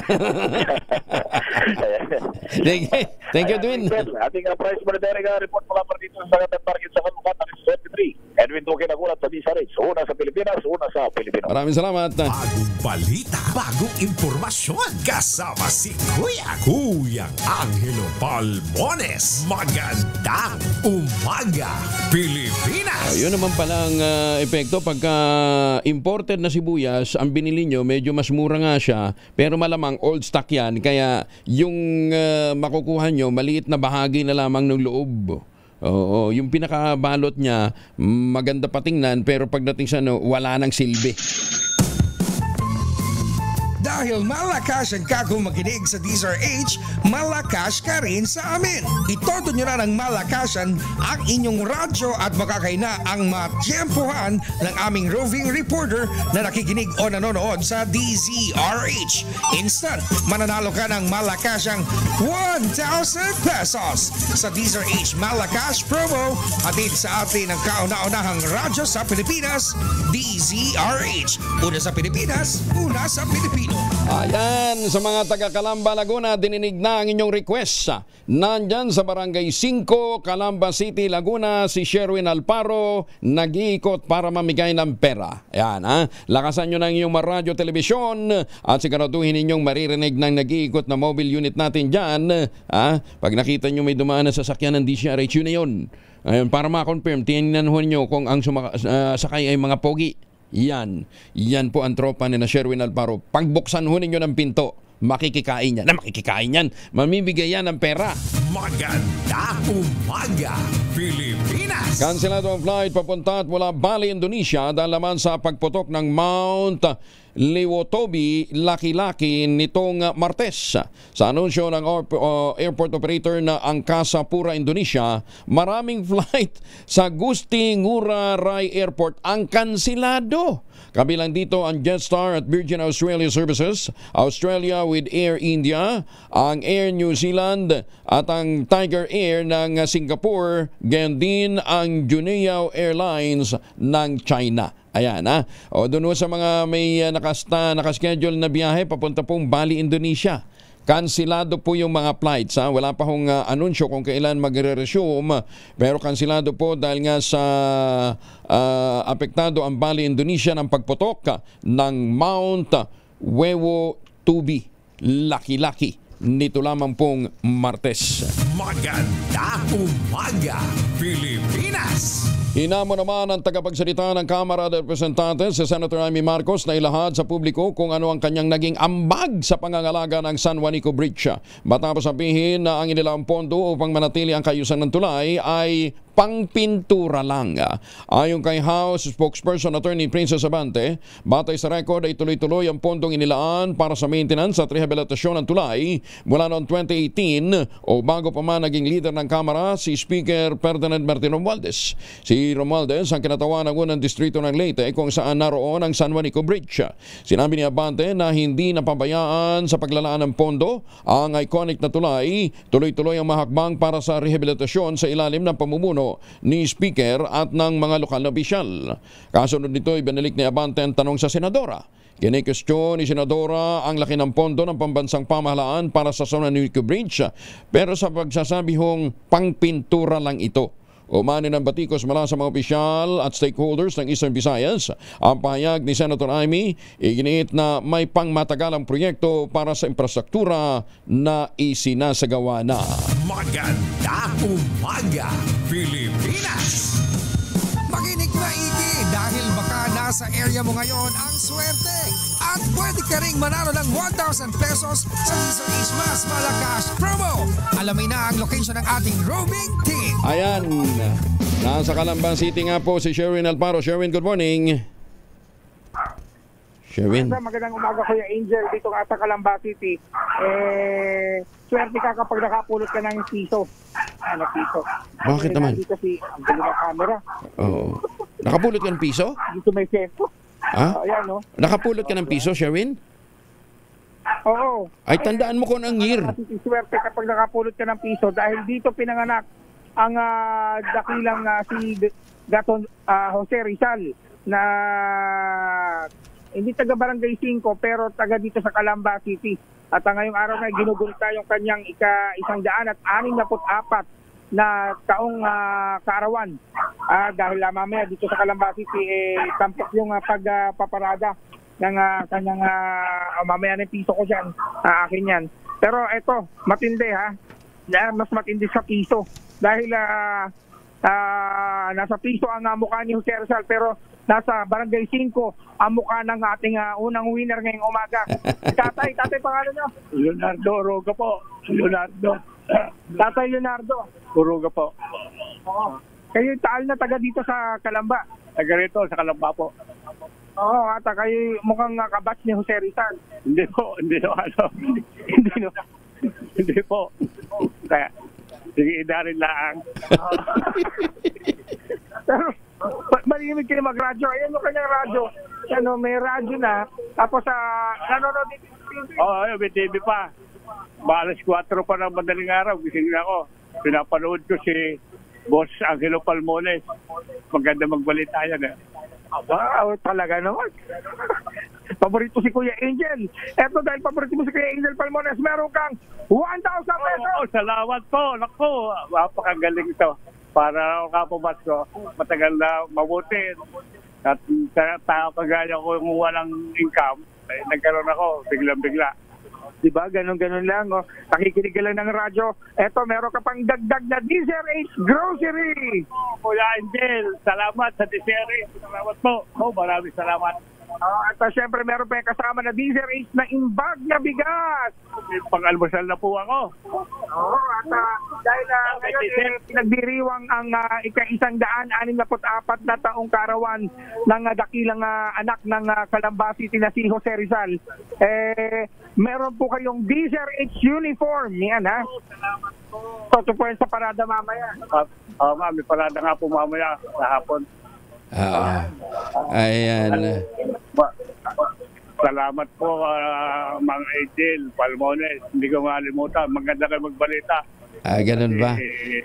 Madaling araw, gising na ako Ayan, binabulabog madaling araw. Oo. Pagbukas ko na radyo, TV. Kaya na pinapakinggan ko. Oo. Sherwin, anong pangalan ulit ni tatay? Nardo po, Nardo po, Uruga dito sa Barangay 5. Mang Nardo. Kuya Nardo. Nung panahon ni Rizal, anong radyo ginagamit nyo nun? Ano pa lang transistor lang po. Transistor lang. ang po battery. Battery, kita mo? Kita mo, Sherwin. Sherwin, napaamin natin siya ng panahon ni Rizal, magkabatch nga sila. Kita mo? Mukha naman talaga naputan. Tatay Nardo, ilan ang apon nyo? Dalawa na po. Dalawa lang? Dalawa po. Ay, katipid. Bakit ilan bang anak nyo? Isa lang po, isa lang. Nako, isa lang ang anak. Isa lang ang anak nyo, tapos dalawang apo. Katipid ha? Matatapos na po yung apo ko dyan sa FPU. Aba talaga, nursing? Ngayon po, ngayon July. Cum laude? Hindi po, ay magaling po kayo sa lolo. Mas magaling. Sige lolo ingat po kayo Lolo Nardo Oo. Bukod ho sa ano bang inaabangan yung balita dito sa DZRH pagka umaga? Marami po, marami kayong binabalita Akala ko presyo ng itong mga regalo binibigay ninyo. Kasi biyaya ito Abangan nyo kung darating dito sa inyo. Paikot-ikot dito, nakita ko. Mabuti, lumabas ako. Lahat ko pala mga ganda lalaking Kita mo naman na Sherwin Sherwin, dapat dagdagan mo ng bonus si Lolo Nardo. Talagang kinumpirma niyan, gwapo ka Dagdagan natin dalawang t-shirt. Ayan. Salamat po. Ayan. Kuya Angel. Sige, Mang Nardo, masarap bang buko pa dyan? Opo, papadala ko. Ay, wag na. Kayo naman, babawasan nyo pa yung nyo. Hayaan nyo bumili si Sherwin, maraming pera yan. Kung malapit lang dito, papadala ko kayo dyan. Wag na, si Sherwin ang bibili, maraming pera yan. Oo. Kahapon nga. Nakapandesal ka na, ngayon naman buko pa. Araw-araw Nakahalata. At ang rosig po ako bilihan nun Sige po, ingat. Padala ko kayo. Padala ko lang sa inyo, Pagmamahal. Pag-asa, pagmamahal. Ayan. Umaba ang ating buhay. Apo, ingat po Mang Nardo, ha? Kailan ni Tatay ko, Nardo. Ayan. Para kayo lagi kong napapakinggan sa radyo at sa TV. Apo. Siya, sige, ikumusta nyo kami kay JR, ha? Opo. Opo. Oo. Kita mo, kilala niya si JR Sherwin, ha? Sinasabi ko sa iyo, Berks kami niyan, eh. Ayan, ha? Sige. Ako, Kuya Angel, kaya sa mga nais manalo ng 1,000 pesos, gumising na kayo, mga taga-Calamba City, at tumutok sa DZRH. Baka kayo na susunod nating winner sa DZRH Malacash promo. RH number 6, Sherwin Battle para DZRH. Una sa Pilipinas, una sa Pilipino. Tutok lang, tutok na sa DZRH Radio, DZRH Facebook, DZRH YouTube, at DZRH TV. Baka ikaw na ang susunod na winner sa DZRH Mas Malacash promo. Maganda umaga, Pilipinas! 38 na makalipas ang alas 5 na umaga. Oras na para tayo po naman ay mag-ultamayo. Ang ultamayo po ay postbiotic with Lactococcus lactoserine plasma. Ito po ay dumaan sa mahabang clinical trial. Hindi po testimonial, hindi po mga kwentong kutsero, kundi mahabang human clinical trial dyan po sa Japan. Ohayo gozaimasu sa mga suki natin dyan sa Japan, ha? Ang bawat kapsula po ng ultamayo ay nagtataglay ng 50 billion cells ng Lactococcus lactoserine plasma. Kaya napaka-potent po nito na pagpasok po sa ating katawan, ina-activate nga po yung PDC, yung plasmacytoid dendritic cell. Yan po yung tinatawag na madalubhasa na commander ng ating immune system. At yan po ang nagtataboy ng mga toxin sa ating katawan habang tayo po natutulog, kaya napapalakas po nito ang ating immunity. Ang ultamayo po ay nakatutulong din para ma-achieve natin magandang tulog. Pagka may magandang tulog, syempre magandang gising natin kinabukasan, alalabanan ang puyat, pagod at stress. Ang ultamayo po ay rehistrado sa Food and Drug Administration, halal certified. Available po ito sa Mercury Drug, Southstar Drug, HB1 Plus Pharmacy, Joanne's Pharmacy, Amesco Drug at Curamed. Ang ultamayo po ay hindi gamot at hindi dapat gamitin panggamot sa anumang uri ng sakit. At dahil nga po sa popular demand, ituloy ho natin yung pong ating pagbibigay ng 10% discount, ha? Puntahan ho ninyo yung ultabio.shop, ha? Ang 10% discount po ay available lamang online, ha? Hindi ko sa butika, ha? May nagreklamo sa kahapon, hindi naman nagbibigay yung butika. Hindi, online po, doon ho kayo bumili. Yung 10% discount ay available lamang online. So puntahan po ninyo yung ultabio.shop, meron pong QR code dyan, at gamitin po ninyo yung code na Kuya Angel para ma-avail po ninyo ang discount. Maganda umaga, Pilipinas! Menos 20 bago mag-aces ng umaga. Kasama si Kuyang Angelo Palmones. Magandang umaga, Pilipinas! 44 makalipas ang alas 5 ng umaga, meron pong second quarter nationwide simultaneous earthquake drill. Isasagawa ngayong araw nito. May detalye si Edniel Parosa, RH52. Edniel, good morning. Hindi mo kulit, Kuya Angel, ng Office of Civil Defense sa publiko na aktibong makilahok ka sa second quarter nationwide simultaneous earthquake drill ngayong araw. Kasado ang ceremonial pressing of the button sa Dipolog City Sports Complex sa Zamboanga del Norte, udyap ng sabayang earthquake drill sa buong bansa. Tapok dito ang iba't ibang senaryo na layuning ihamtang mga mamayan sa epektibong pagtugon tuwing may lindol. Kabilang dyan sa mga gagawing pagsasanay mamaya ay ang mass casualty management, hazardous materials response, fire response, oil containment, water rescue, high-angle rescue, debris clearing at iba't ibang klase ng search and rescue. Inasang makikilahok dito ang iba't ibang lokal na pamahalaan, non-government organizations, volunteer groups at iba't ibang ahensya kasama ang pribadong sektor. Kasado ito ngayong alas 9 ng umaga. Ito sa Edniel Parrosa, nag-uulat para sa DZRH. Una sa Pilipinas, una sa Pilipino. Edniel, dala mo ba yung whistle mo? Ay, dapat laging may whistle ka, Mark. Hindi, dapat laging nasa bulsa yan. Dapat within reach, ano, ha? Oh, di ba? Kaya dapat, sa halip na, kung ano-anong pinamimigay natin sa ganitong mga simultaneous earthquake drill, ipamulat natin na ang isa sa mga basic tool ng survival, na laging bit-bit ho ng mga bata, lalong-lalo na, ay ang whistle, para yung consciousness nila sa preparedness talagang manuot sa kaibuturan ng kanilang kaisipan, ito yung technology, ito po isang technique, isang approach ng preparedness na nasubok na po sa maraming bansa, di ba? Alam mo ba Angel, thank you hinold ko pa si Angel na matagal. Balik sa'yo, Kuya Angel. Maraming salamat. Sa Japan, practice ho talaga.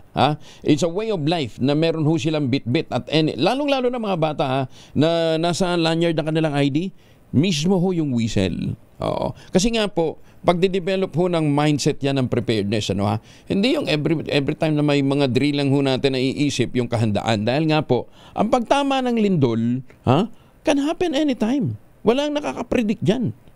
Yung baha, pwede mo pang i-predict pag sinabi ng Pag-asa, malakas ang ulan. Tapos alam natin na yung area ho ninyo, saturated na yung bundok.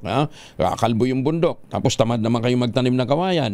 Kaya wala ring economic buffer zone. Kaya patuloy na nakakalbo yung gubat. Ayan, So, ang pag-develop ng mindset ng preparedness, mapapalakas natin sa pamamagitan ng paghimok sa kabataan na laging may bit-bit na whistle. Ayan, Ito, isang Iranian national, malamang wala din itong bit-bit na whistle.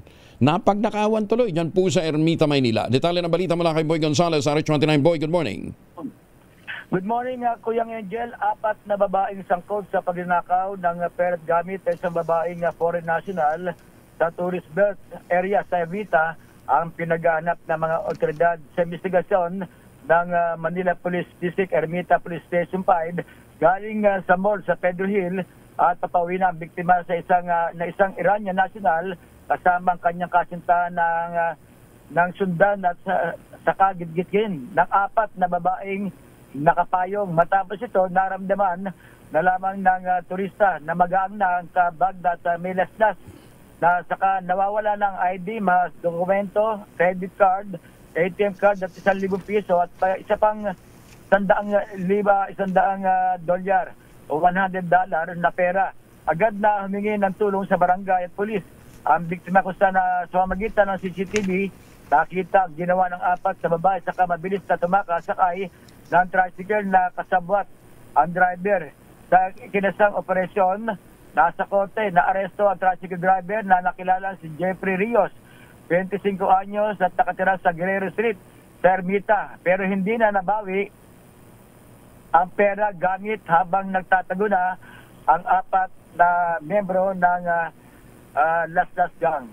Kasabwat? Para sa Disa Race.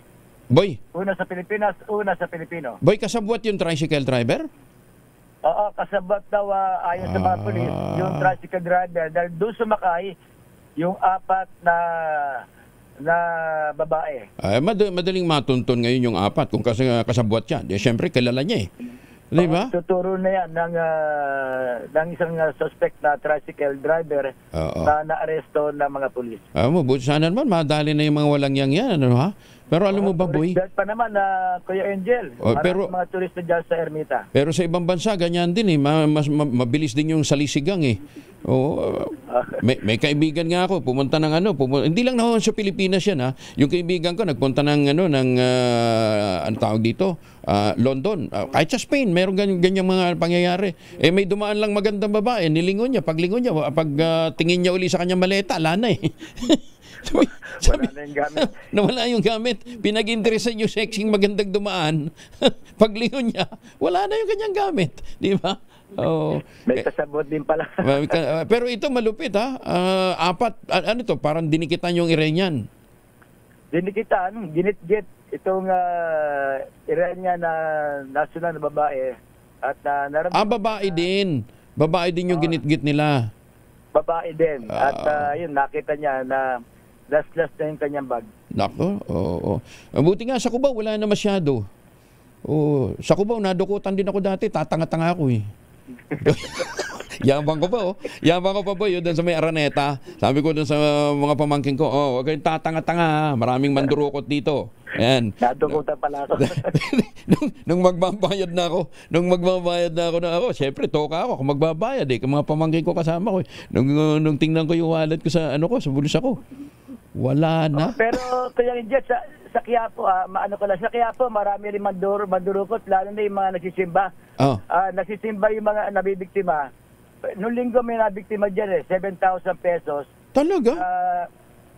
Papunta ng simbahan, 7,000 dahil sa kahaba ng Karyedo. Sa labas ng simbahan. Sa labas ng simbahan.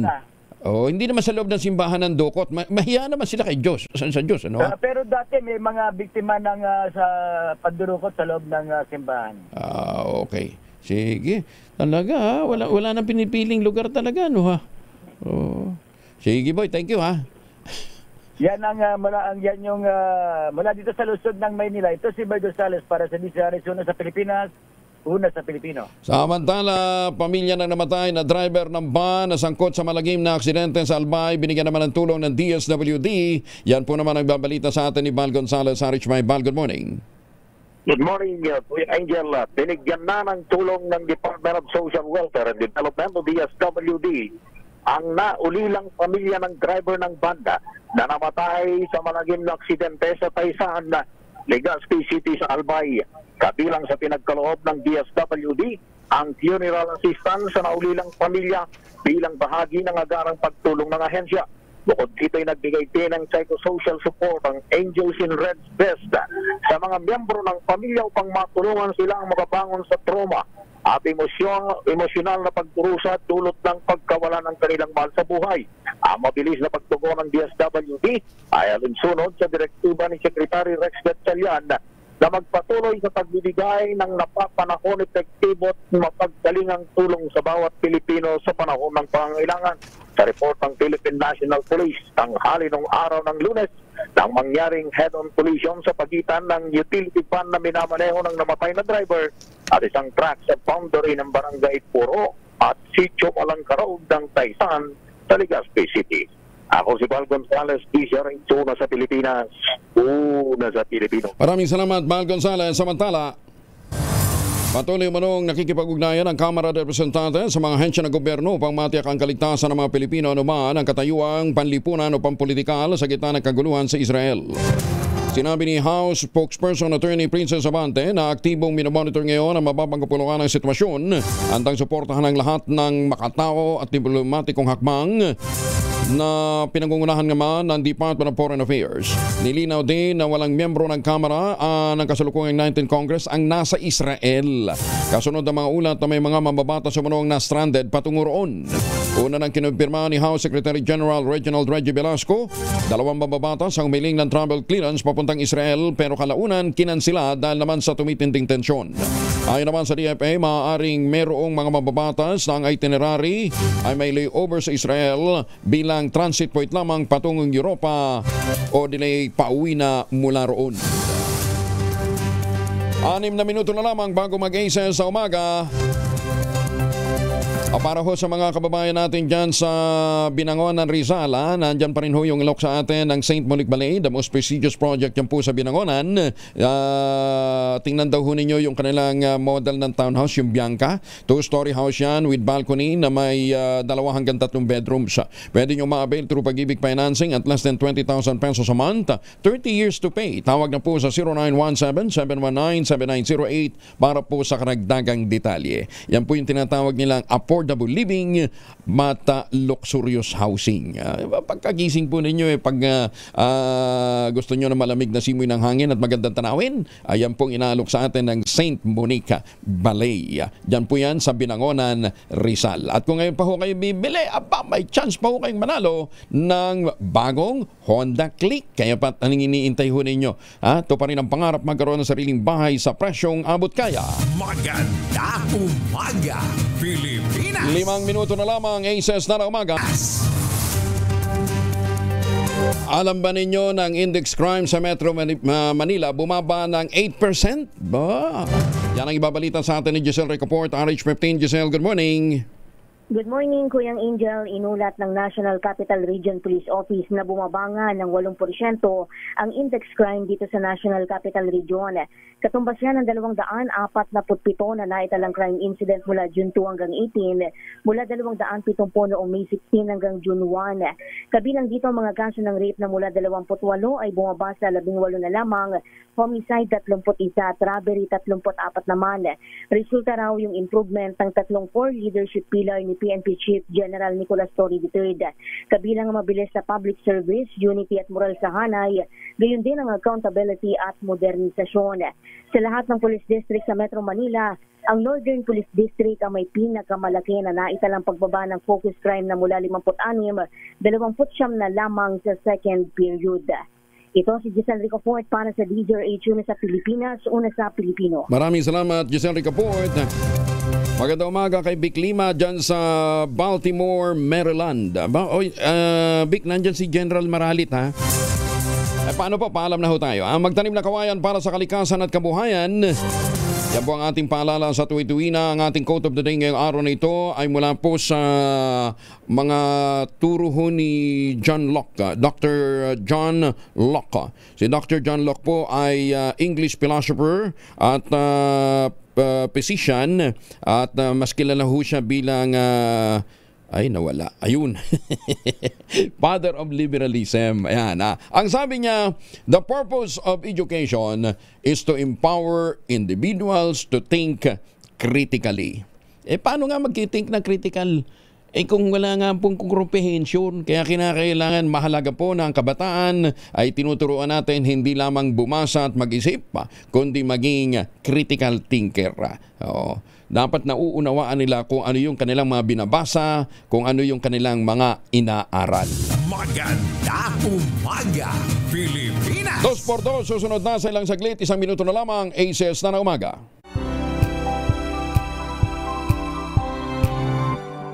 Dito lang sa Point of View. Mapapanood tuwing Linggo,